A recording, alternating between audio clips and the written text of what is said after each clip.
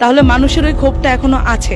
আমরা মানুষকে ওই জায়গাটাই দিয়ে যাচ্ছি যে আমরা কোনো নর্দমাকে আমাদের দেশের নর্দমা হিসেবেই রাখবো। অন্তর্বর্তী সরকারের প্রধান উপদেষ্টার প্রেস সচিব শরীফুল আলম অবশেষে ক্ষমা চেয়ে নিজের অবস্থান স্পষ্ট করলেন।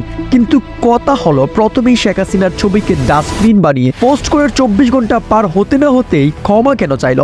সেই কাহিনীটা জানার পর আপনার চোখ কপালে উঠতে বাধ্য হবে। প্রিয় দর্শক, বইমেলার প্রথম দিনে বাংলা একাডেমিতে স্থাপন করা সাবেক প্রধানমন্ত্রী শেখ হাসিনার ছবি যুক্ত ডাস্টবিনে ময়লা ফেলার ঘটনায় নানা আলোচনা তৈরি হয়েছিল, একই সাথে সমালোচনা।